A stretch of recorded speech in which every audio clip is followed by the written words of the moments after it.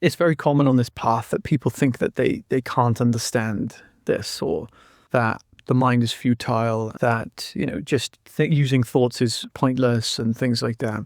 What tends to happen is that there's a misunderstanding about what understanding actually is and what knowledge is and how their mind actually works and what they can and can't use their mind for. And what happens is this results in a lot of confusion. This results in constantly intellectually getting it or intellectually understanding it, and then it may as well not be intellectually understood. You see what I mean? It's almost like, well, yeah, I get it intellectually, but it makes no difference to my life, so what's the point? This is the vibe that you will get, right? You've seen people say this. I see it in my community quite often. What happens is that we actually don't know what our mind is.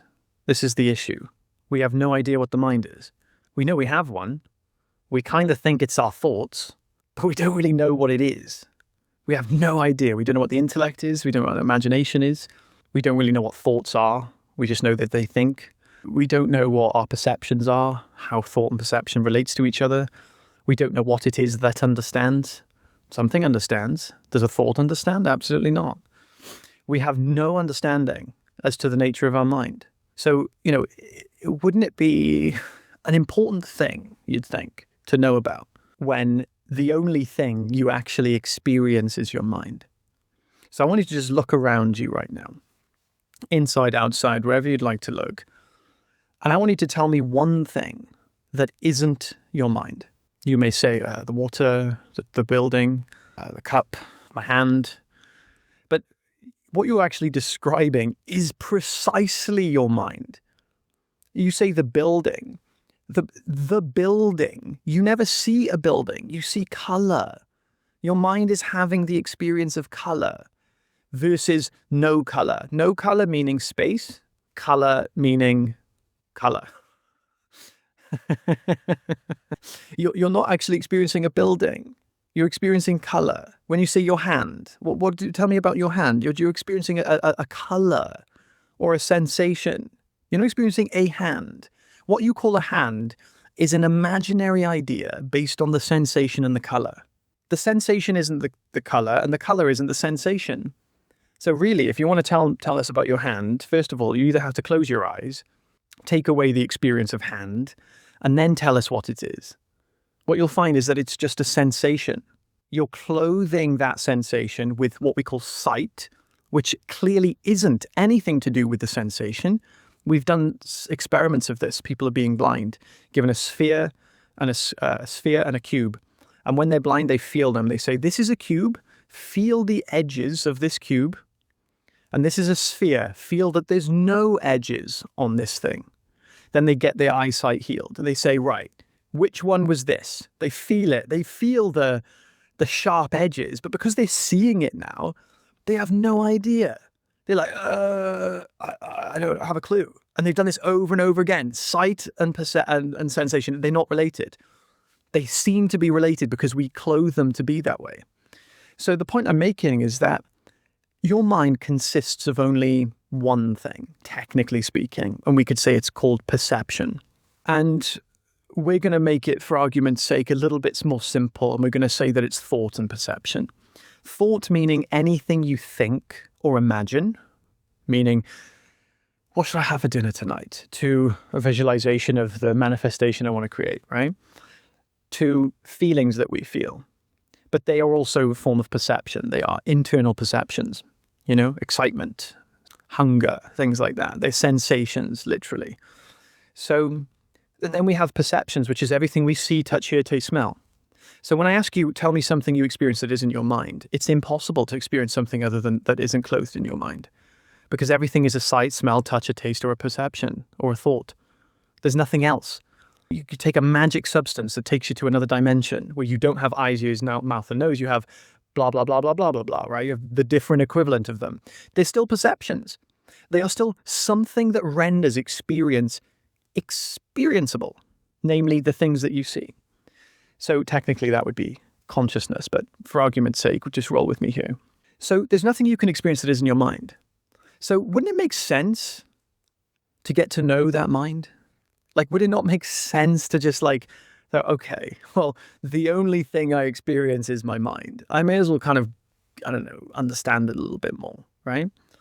What you find is that within your mind, you can understand. Yeah. What does it mean to understand? Well, it means that you have removed knowledge. You can't understand without knowledge, but then you also can't understand without removing it. So it's kind of like when you learn to drive a car, you get in the car, the driving instructor says, okay, so this is the brake, this is the steering wheel, this is the clutch. You've got to press the clutch, do this, do that, make sure you turn the engine on, make sure you're in first gear or neutral or whatever you want to be in when you start.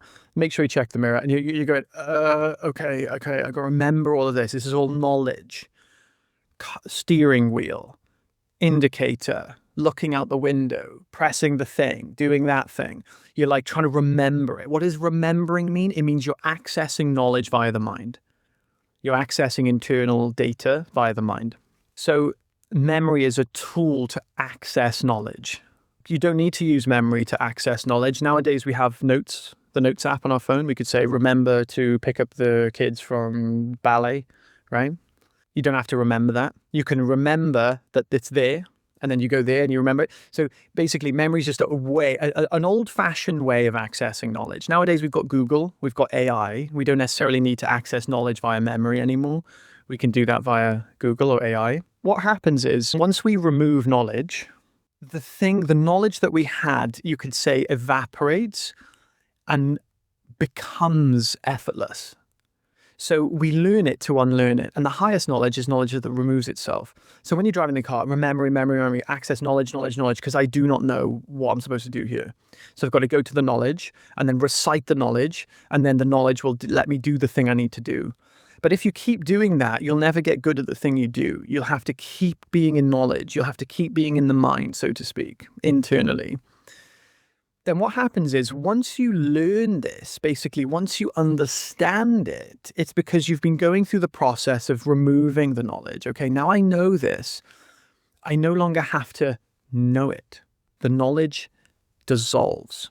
And then we land in understanding. And now it's autopilot. We know what we're doing, and we don't even need to know it. You see? How is it that we don't know it? Because we understand. How do we understand? Because we had knowledge and we removed it again. You see, that's the process of learning. So the highest knowledge removes itself. So that which understands is not the mind, because the mind can't understand.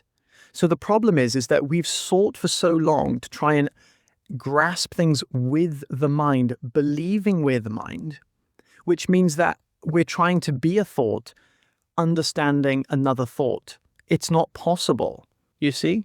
Thoughts can't understand thoughts. When we believe that's what we are, we filter experience in that way.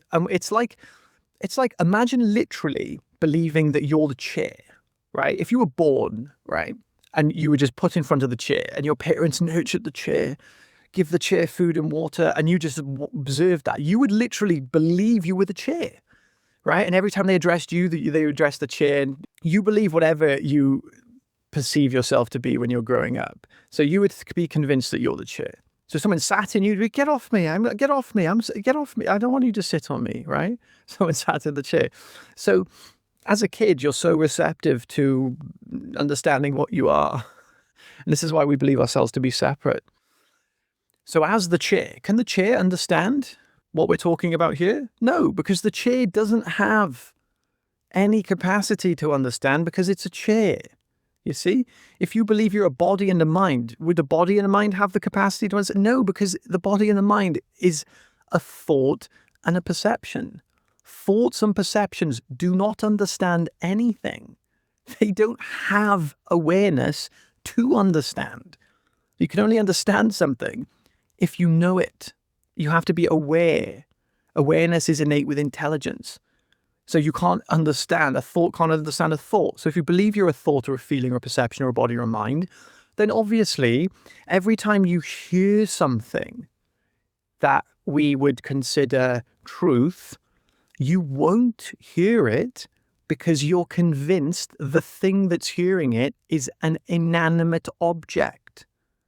Literally.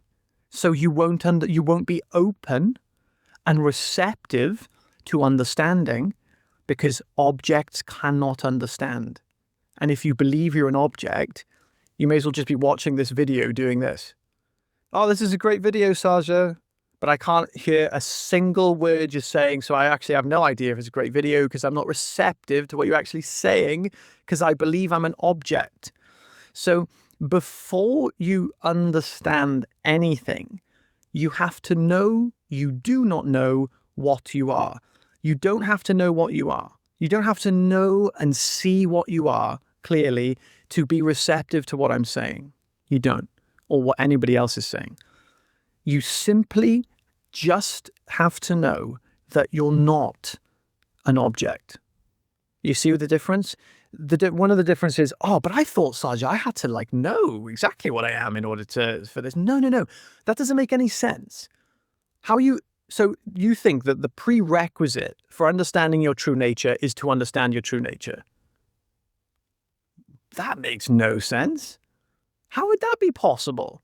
How can the prerequisite for winning the lottery is to win the lottery. You must have won the lottery before in order to win the lottery. It's impossible.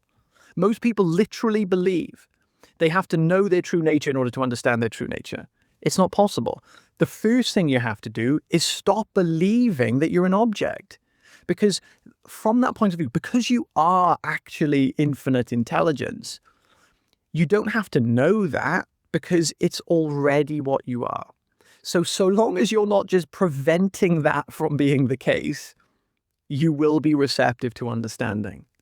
So the mind can't understand anything. You understand. And your understanding is prevented from being understood for as long as you simply believe yourself to be temporary, limited, and finite. You don't have to know that you're infinite, whole, and complete. You just have to know that that you don't basically know what you are. And in this not knowing, you come to a very, very spiritually mature and right place because now you're receptive to understanding. Life will give you the rest. It's very interesting, isn't it? You don't have to know what you are because you are what you are. So as long as you just don't believe, if imagine I'm a human being, but I believe I'm a dog.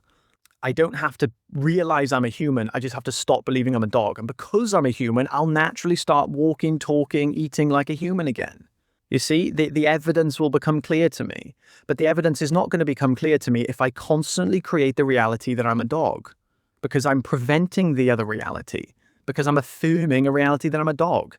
So I don't need to see that I'm a human being.